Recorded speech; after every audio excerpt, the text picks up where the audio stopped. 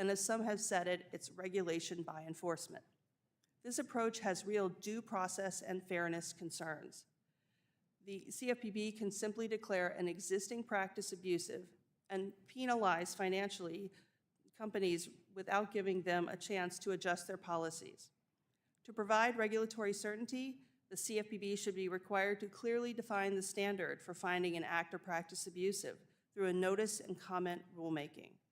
And the CFPB should only seek monetary relief where it has defined a specific practice as abusive through formal rulemaking or it has obtained a prior order against a company. This would provide more regulatory certainty while allowing the CFPB the ability to address new and emerging issues.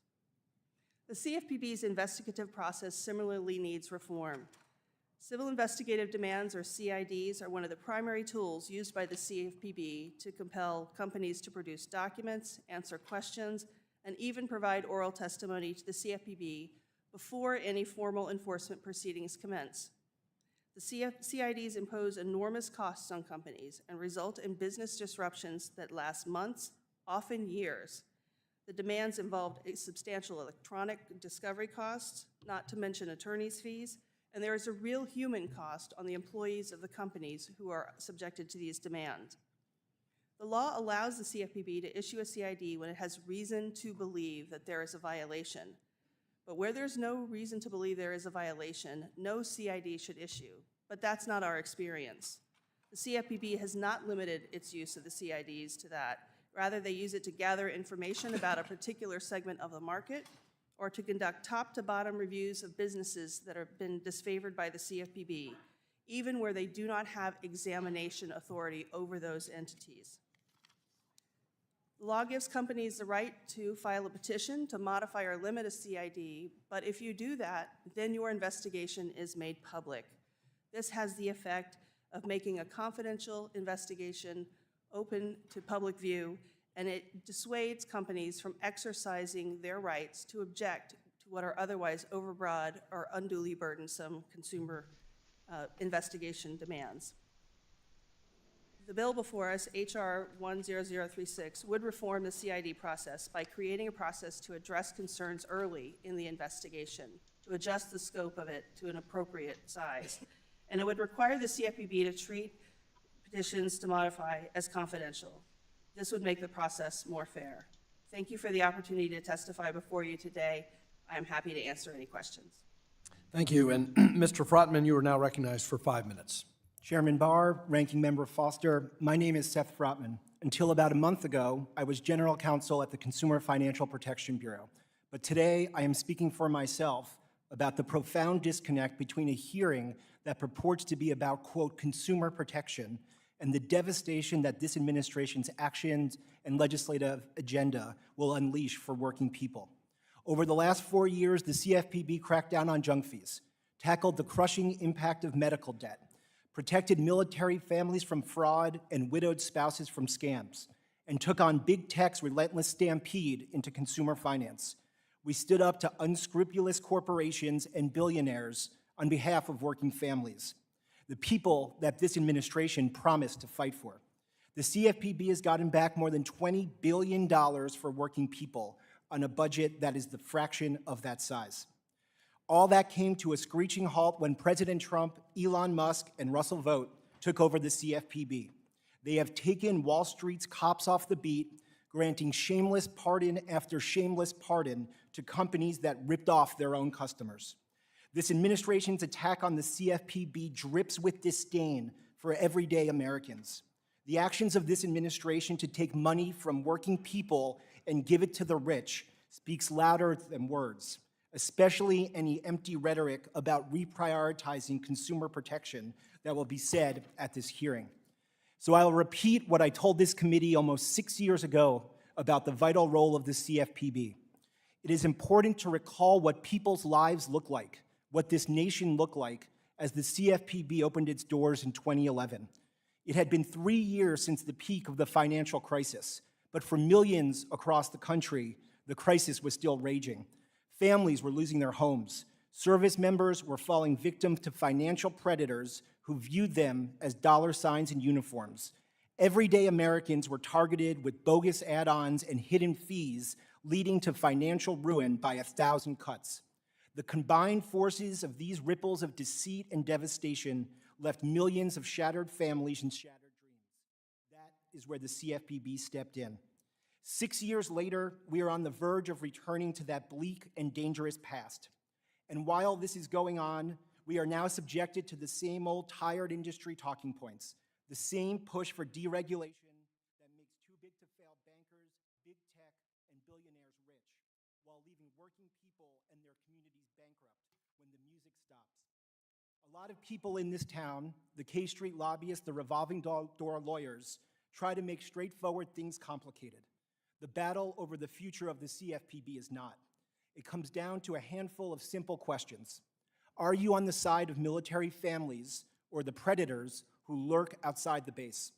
Are you on the side of parents struggling with error-ridden medical bills or the debt collectors trying to make a quick buck on their backs?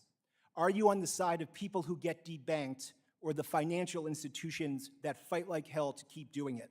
When you look past the rhetoric, the deceptively labeled bills touting through the looking glass reform, what is going on in the executive branch, alongside what is being pushed here in Congress, really boils down to one time-tested proposition. Which side are you on? If you're going to stand idly by while the nation's consumer watchdog is decimated, if you push a legislative agenda of more junk fees, abusive medical debt collection practices, big tech domination, and predatory lending, then the answer is pretty clear. I want to close with this. You, your family, your neighbors, and your community are at risk today because President Trump and Elon Musk have corruptly handed over the keys of our nation's consumer watchdog to the largest banks and tech companies in the world. To be clear, the rogue efforts to shut down an agency that was created in the wake of the worst financial crisis in memory are blatantly illegal. Right now, there is an $18 trillion ticking time bomb of consumer debt, a imminent threat to your family's future. We have seen this movie before, and the sequel may be much worse than the original. It is time to end this debacle. The CFPB must get back to work. A hearing that purports to be about consumer protection that focuses on anything else is an insult to the many hardworking Americans who just want a fair shake in today's economy. Thank you. Thank you, Mr. Frotman. Let's examine who the real predator is. The Orwellian predator, the Consumer Financial Protection Bureau. Since President Trump took office, we have heard multiple complaints from my Democrat colleagues about executive power and DOGE and Elon Musk controlling funding. For example, Ranking Member Waters referred to Elon Musk as, quote, an unelected billionaire co-president, end quote, multiple times in front of this committee, and that, quote, they attempted to illegally kill the CFPB, end quote. And, quote, unelected billionaire Elon Musk seizes control of American people's money, end quote. My friend, Representative Kasten, brought up how Elon Musk is violating Congress's power of the purse. So my question really should be geared toward my friends across the aisle. If you are so concerned about unelected officials in the executive branch controlling funding and the future of the Bureau, why aren't you supporting reforms to the Bureau structure to bring oversight back to Congress? If you are so worried about violations to the power of the purse, why aren't you supporting my TABS Act and bringing appropriations powers back to Congress? Ms. Kuehn, during your tenure at the Federal Trade Commission, did you find a commission structure or being funded through the normal congressional appropriations process somehow prevented you from protecting consumers? No, I did not. The commission structure at the FTC allowed business to continue even through changes of administration, as it is now, and it allowed the work to have the insight of both sides of the aisle. So issues were fairly considered in front of the commission. Well, under Director Chopra, the Bureau engaged in phishing expeditions through its CID process, burdening institutions with requests for documentation, time, resources, other demands without any foreseeable end in sight. Ms. Kuehn, you, I think in your written and oral testimony, really laid out the abuses from the Bureau.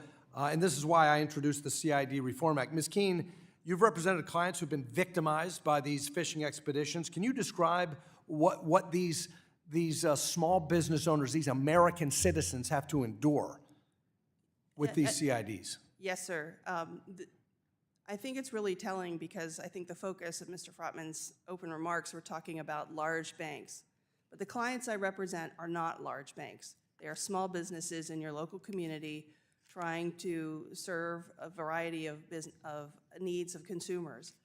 And when they receive a CID, it's exhausting. It's a lot of documents under short time frames. The usual return date for a CID is 30 days. And there can be 30 or 40 requests in a particular CID. That's a lot of time and effort on the part of the company to try to gather that information. And there are very limited abilities of the company to bring objections in a meaningful way that doesn't expose the investigation. I think your testimony brings to light who the real predator is here. Mr. Schneider, how do these demands discourage financial providers from offering financial